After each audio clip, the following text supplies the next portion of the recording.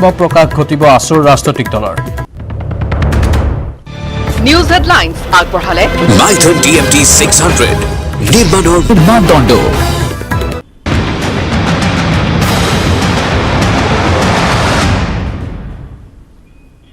নমস্কাৰ, 4 বজাৰ আবেলিৰ খবৰ ষ্টুডিঅ'ত মই প্ৰাঞ্জল। গুৱাহাটীৰ মানৱেন্দ্ৰ কমপ্লেক্সত কংগ্ৰেছত যোগদান সভাত উপস্থিত প্ৰদেশ কংগ্ৰেছ কমিটিৰ সভাপতি ৰিপুণ বৰা, প্ৰাক্তন মুখ্যমন্ত্ৰী ভূমিধৰ বৰ্মন, সাংসদ গৌৰৱ গগৈৰ লগতে কেইবাজনো বিধায়ক। 2021 চনত কংগ্ৰেছৰ চৰকাৰ হ'লে কা বাতিল কৰিব চৰকাৰে। 5 গৰাকী শ্বহীদৰ ন্যায়ৰ বাবে সংসদত যুঁজ দিব গৌৰৱ গগৈয়ে। কৰোনা কমিলে চৰকাৰে ক্ৰেডিট লয়, বেয়া হ'লে ৰাইজক দুখ দিয়ে বুলি মন্তব্য গৌৰৱ গগৈৰ। বিজেপিৰ প্ৰাক্তন বিধায়ক দিলীপ বৰানে কংগ্ৰেছত যোগদান কৰে। লগতে কংগ্ৰেছত যোগদান কৰে বহুকেইগৰাকী বিজেপি নেতাই। AIUDFৰ কেইবাগৰাকীও নেতাই কংগ্ৰেছত যোগদান কৰে।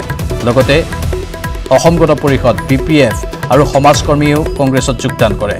কংগ্ৰেছত যোগদান কেইবাগৰাকী অভিনেতাৰো।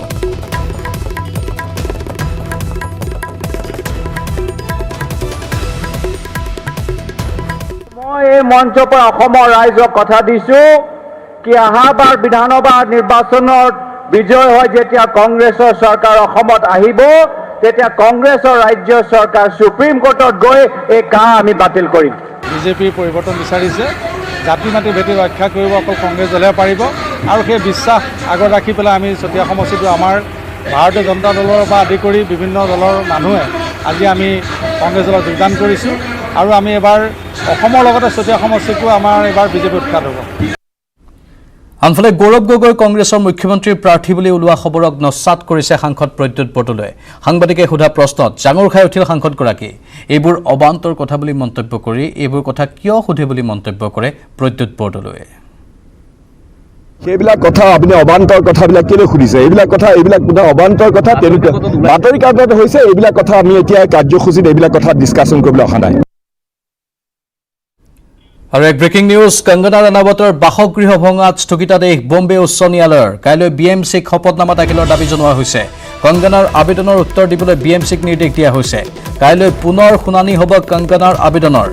যিহেতু আজি পুৱাৰ ভাগত কংগনা ৰাণাৱতৰ বাসগৃহ ভাঙিবলৈ বম্বে মিউনিচিপেল কৰ্পোৰেশ্যনৰ বিষয়া কৰ্মচাৰী বিশাল আৰক্ষী বাহিনীৰ সৈতে উপস্থিত হৈছিল। তাৰ পাছতেই প্ৰথমে ভিতৰৰ অংশ ভঙা হ'ল আৰু ভিতৰৰ অংশৰ পাছত বাহিৰৰ অংশ JCB লগাই ভাঙি দিয়া হ'ল। শিৱসেনাৰ এগৰাকী লোকে এই সমগ্ৰ বিষয়টো BMCৰ দৃষ্টিগোচৰ কৰিছিল। তাৰ পাছতে BMCয়ে এই পদক্ষেপ গ্ৰহণ কৰে। অৱশেষত বম্বে উচ্চ ন্যায়ালয়ে কংগনা ৰাণাৱতৰ বাসগৃহ ভঙাত স্থগিতাদেশ জাৰি কৰিছে। কাইলৈ BMCয়ে শপতনামা দাখিলৰ দাবী জনোৱা হৈছে। কংগনাৰ আবেদনৰ উত্তৰ দিবলৈ BMCক নিৰ্দেশ দিয়া হৈছে। কাইলৈ পুনৰ শুনানি হ'ব কংগনাৰ আবেদনৰ।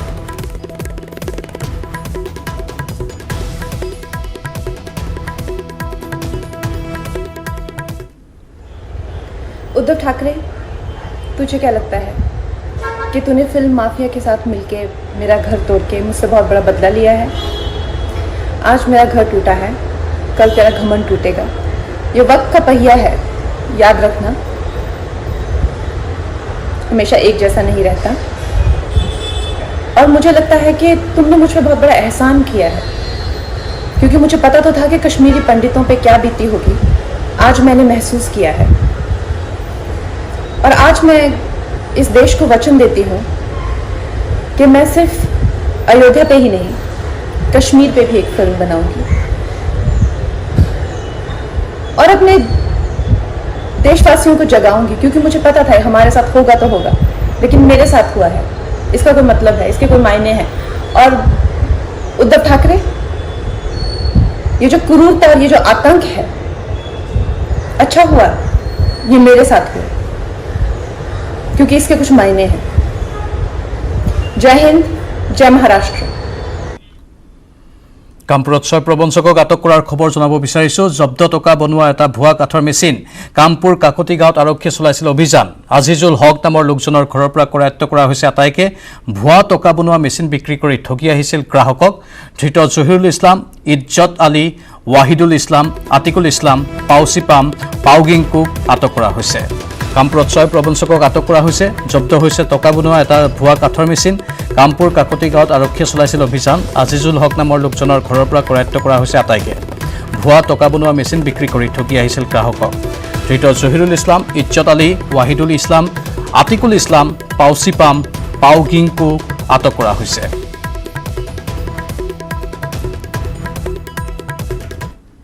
কাকতি গাঁৱৰ পদুমণিত অভিযান চলাই এই 6জন ব্যক্তিক আমি গ্ৰেপ্তাৰ কৰিব সক্ষম হ'লোঁ। এই 6জন ব্যক্তিয়ে এটা কাঠৰ বাকচ, যোনটো সিহঁতে টকা বনোৱা মেচিন বুলি মানে কিছুমান গ্ৰাহকক ঠগি মেলি বিক্ৰী কৰিবলৈ আনিছিলে।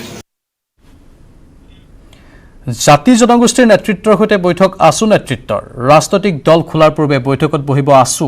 শীঘ্ৰেই গঠন হ'ব আছুৰ ৰাজনৈতিক দল। দ্ৰুতগতিত আগবাঢ়িছে এতিয়া ৰাজনৈতিক দল গঠনৰ প্ৰক্ৰিয়া। এসপ্তাহৰ ভিতৰত প্ৰতিবেদন ৰাজহুৱা কৰিব আছুৱে। আছু আৰু AJYCPৰ উদ্যোগত গঠন হ'ব লগা নতুন দলটোত কৃষক মুক্তি সংগ্ৰাম সমিতিও চামিল হোৱাৰ সম্ভাৱনা আছে। জাতি জনগোষ্ঠীৰ নেতৃত্বৰ সৈতে বৈঠক আছু নেতৃত্বৰ। ৰাজনৈতিক দল খোলাৰ পূৰ্বে বৈঠকত বহিব আছু। শীঘ্ৰেই গঠন হ'ব আছুৰ ৰাজনৈতিক দল। এতিয়া দ্ৰুতগতিত আগবাঢ়িছে ৰাজনৈতিক দল গঠনৰ প্ৰক্ৰিয়া। এসপ্তাহৰ ভিতৰত প্ৰতিবেদন ৰাজহুৱা কৰিব আছুৱে। আছু আৰু AJYCPৰ উদ্যোগত গঠন হ'ব লগা নতুন দলটোত কৃষক মুক্তি সংগ্ৰাম সমিতিও চামিল হোৱাৰ সম্ভাৱনা আছে।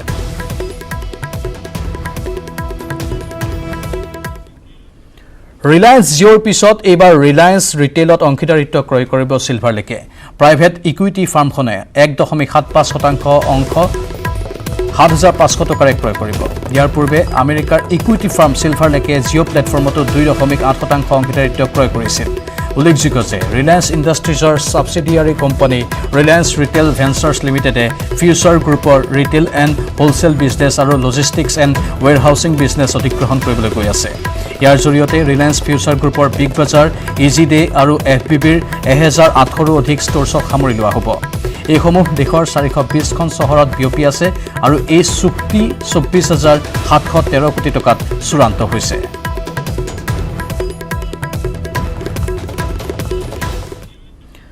সামগুৰিত অৰুণোদয় আঁচনিৰ নামত বিজেপিৰ সংকীৰ্ণ ৰাজনীতি। সামগুৰিত অৰুণোদয় আঁচনিৰ হিতাধিকাৰী হ'বলৈ এতিয়া আপুনি হ'ব লাগিব বিজেপি। আঁচনিৰ ৱাৰ্ড সভাত বিজেপিৰ বেনাৰ নলগালে অৰুণোদয়ৰ ফৰ্ম ফালি পেলোৱা হ'ব বুলি ভাবুকি সামগুৰিৰ বিজেপি নেতা প্ৰাণজিৎ বৰাৰ।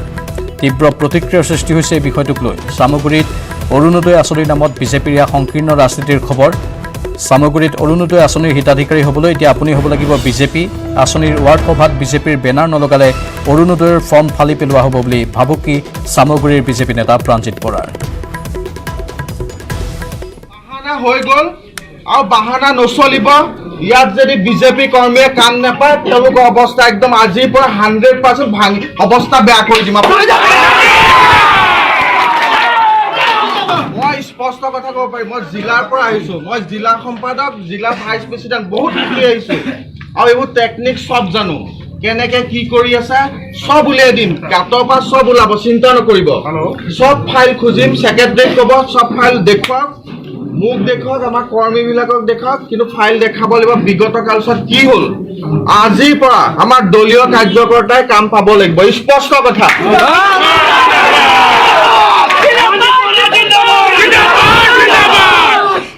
চৰকাৰ আমাৰ চলি আছে, হয় নহয়?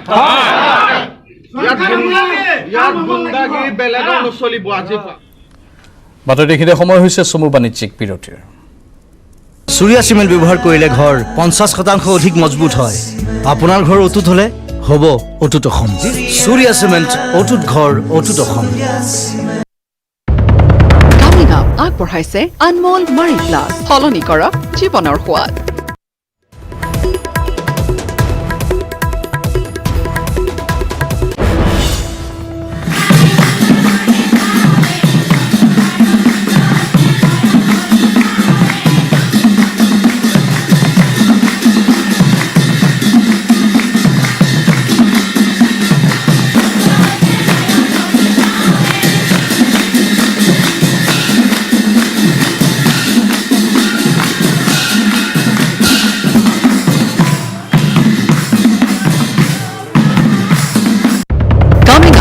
আগবঢ়ালে আনমোল মাৰি প্লাছ, সলনি কৰক জীৱনৰ সোৱাদ।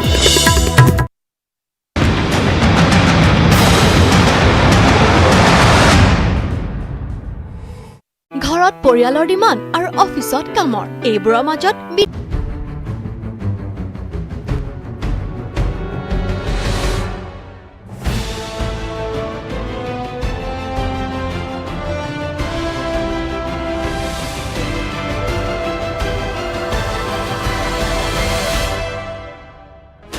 16 channels, 15 languages, 26 states, 1,200 plus reporters, 66.9 crore viewers. India's largest news network, News 18 Network.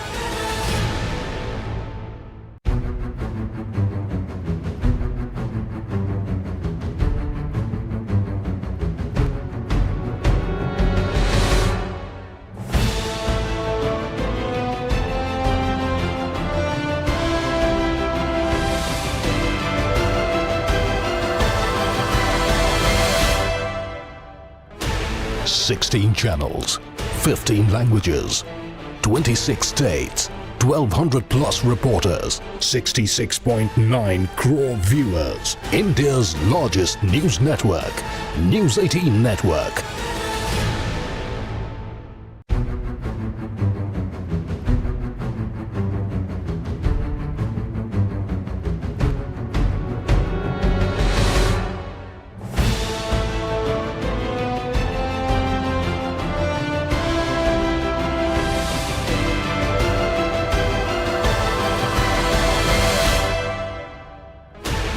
Sixteen channels, 15 languages, 26 states, 1,200 plus reporters, 66.9 crore viewers. India's largest news network, News 18 Network.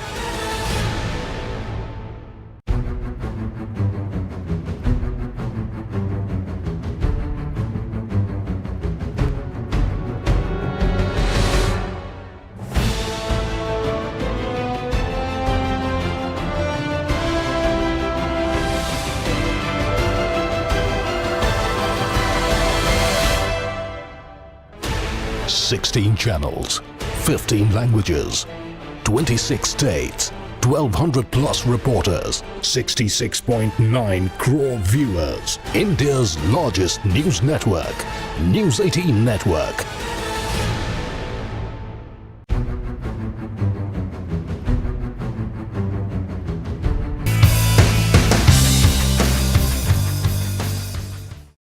नमस्कार, शुभ प्रभात। डीडी न्यूज पर मूक बधिरों के लिए विशेष समाचार में आप सभी का स्वागत है। मैं हूं लाल चंद्र सिंह और मेरे साथ हैं मेरी सहयोगी सोनिया। तो आइए शुरुआत करते हैं हेडलाइंस के साथ। प्रधानमंत्री नरेंद्र मोदी आज मध्य प्रदेश के रेहड़ी पटरी वालों के साथ करेंगे स्वनिधि संवाद। प्रधानमंत्री ने कहा, कार्यक्रम के जरिए परिश्रमी स्ट्रीट वेंडर्स के अनुभवों को जानने का मिलेगा मौका। स्ट्रीट वेंडर्स की मदद के लिए जून में लॉन्च की गई थी पीएम स्वनिधि योजना। शंघाई सहयोग संगठन की विदेश मंत्रियों की परिषद की बैठक में शामिल होने के लिए विदेश मंत्री एस जयशंकर पहुंचे मॉस्को। इससे पहले विदेश मंत्री ने किया ईरान का दौरा। ईरान के विदेश मंत्री जावेद जरीफ के साथ हुई सार्थक बैठक। अंतर्राष्ट्रीय सौर गठबंधन ने किया विश्व सौर प्रौद्योगिकी शिखर सम्मेलन का वर्चुअल माध्यम से आयोजन। पीएम मोदी ने अपने संदेश में दुनिया से वन वर्ल्ड, वन सन, वन ग्रिड का हिस्सा बनने का किया आह्वान। 153 देशों के 26,000 से भी अधिक प्रतिभागी कार्यक्रम में हुए शामिल। उपराष्ट्रपति एम वेंकैया नायडू ने अंगदान को महादान बताते हुए नेत्रदान करने और लोगों को इसके लिए प्रेरित करने का किया आह्वान। राष्ट्रीय नेत्रदान पखवाड़ा के समापन पर समारोह को संबोधित करते हुए उपराष्ट्रपति ने कहा, नेत्रदान है श्रेष्ठ दान। सुशांत सिंह राजपूत मामले में मुख्य आरोपी रिया चक्रवर्ती को नारकोटिक्स कंट्रोल ब्यूरो ने किया गिरफ्तार। अदालत ने 14 दिन की न्यायिक हिरासत में भेजा। रिया की जमानत याचिका हुई खारिज। स्वास्थ्य मंत्रालय ने उद्यमिता प्रशिक्षण, उच्च शिक्षण संस्थानों और स्कूलों के लिए जारी किए दिशा निर्देश। स्वैच्छिक आधार पर 9वीं से 12वीं कक्षा के छात्रों के लिए स्कूलों को आंशिक रूप से खोलने के लिए 21 सितंबर से होगी अनुमति।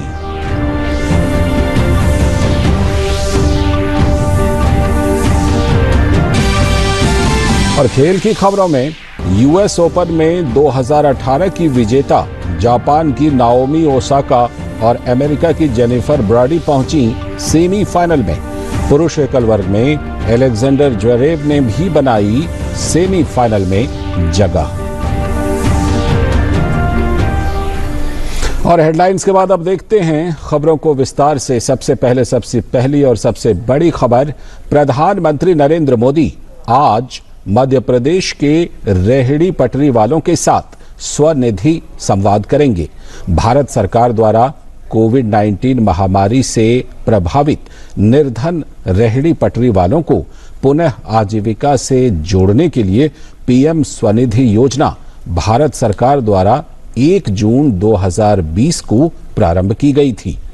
मध्य प्रदेश राज्य द्वारा इस योजना के अंतर्गत 4.5 लाख पात्र स्ट्रीट वेंडर्स का पंजीकरण किया गया है और 4 लाख से भी अधिक स्ट्रीट वेंडर्स को परिचय पत्र तथा वेंडर प्रमाण पत्र जारी किए गए। मध्य प्रदेश राज्य ने 2.25 लाख योग्य लाभार्थियों के आवेदन पोर्टल पर बैंकों के समक्ष प्रस्तुत कर दिए हैं।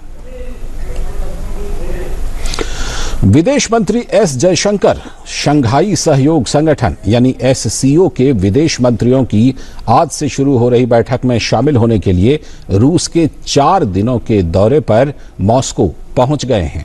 उनका ये दौरा रक्षा मंत्री राजनाथ सिंह के रूस की राजधानी की यात्रा करने के महज कुछ ही दिनों के बाद हो रही है। राजनाथ 8 सदस्यीय एससीओ के रक्षा मंत्रियों की बैठक में शामिल होने के लिए यहां आए थे। एससीओ के सदस्य देशों में भारत और चीन भी शामिल हैं। ये परिषद की तीसरी बैठक होगी जिसमें भारत पूर्ण सदस्य के तौर पर सम्मिलित होगा।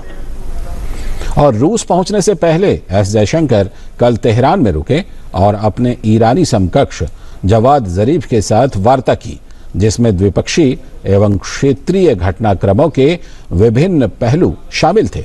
उन्होंने ट्वीट किया, तेहरान में रुकने के दौरान विदेश मंत्री जवाद जरीफ के साथ सार्थक बैठक हुई। साथ ही उन्होंने लिखा, तेहरान में रुकने के दौरान ईरानी विदेश मंत्री जवाद जरीफ के साथ उपयोगी बैठक हुई, द्विपक्षीय संबंधों पर चर्चा हुई और क्षेत्रीय घटनाक्रमों का जायजा लिया गया। बेहतरीन मेहमान नवाजी के लिए उनका धन्यवाद। वहीं ईरानी विदेश मंत्रालय ने भी एक ट्वीट में कहा कि दोनों देशों ने द्विपक्षीय संबंधों को उनके सभी संदर्भों में मजबूत बनाने पर जोर दिया। ईरान के विदेश मंत्री जवाद जरीफ ने ट्वीट में कहा, आज वार्ता के लिए तेहरान में मेरे भारतीय समकक्ष डॉक्टर एस जयशंकर की मेजबानी करने में खुशी हुई। द्विपक्षीय संबंधों और व्यापार के विस्तार पर चर्चा की और महत्वपूर्ण क्षेत्रीय मुद्दों पर विचारों का आदान प्रदान किया। हमारे पड़ोस के साथ हमारी सक्रिय भागीदारी हमारी सर्वोच्च प्राथमिकता है।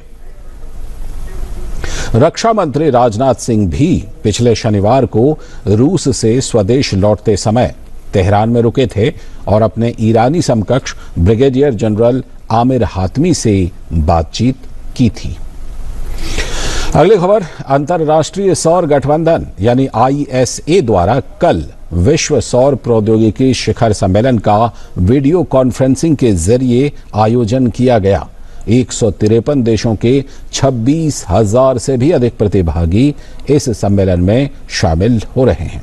इस सम्मेलन में सौर ऊर्जा की अगली पीढ़ी की प्रौद्योगिकियों को लेकर नवीन और नवीकरणीय और सस्ती, टिकाऊ, स्वच्छ हरित ऊर्जा के उत्पादन में तेजी लाने के बारे में विचार विमर्श किया जा रहा है।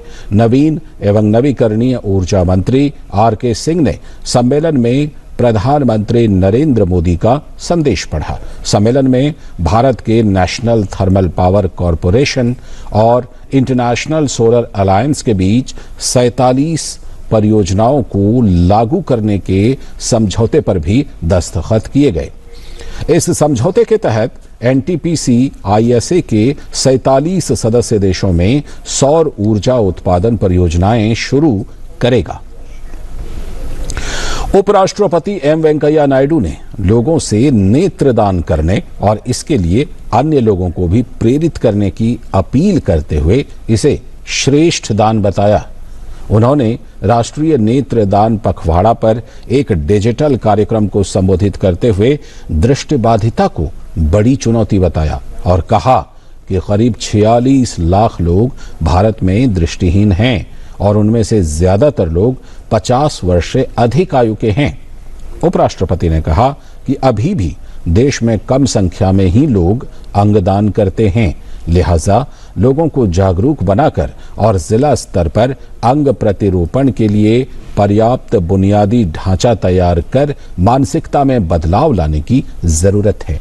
उन्होंने हर नागरिक से, खासकर युवाओं से, अपनी आशंकाओं को पीछे छोड़ते हुए अंगदान करने का संकल्प लेने की अपील की।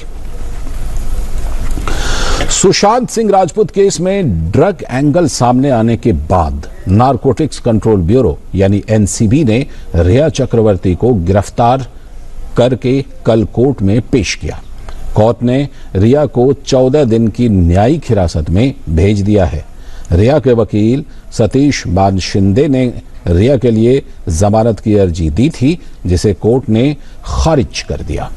एनसीबी ने कहा कि रिया ने कई अहम बातें बताई हैं जिन पर जांच जरूरी है। बता दें कि एनसीबी ने रिमांड कॉपी में रिया को ड्रग सिंडिकेट का सक्रिय सदस्य बताया है। इसके मुताबिक रिया ने ड्रग लेने की बात नहीं कबूली है। वो सुशांत सिंह राजपूत के लिए ड्रग्स मुहैया करवा रही थी और पेडलर के संपर्क में थी। सुशांत के कहने पर पेडलर्स को पैसे रिया ने ही दिए थे। केंद्रीय स्वास्थ्य एवं परिवार कल्याण मंत्रालय ने कक्षा 9 से 12 तक के छात्रों के लिए स्कूल को आंशिक रूप से खोलने के लिए दिशा निर्देश जारी किए हैं।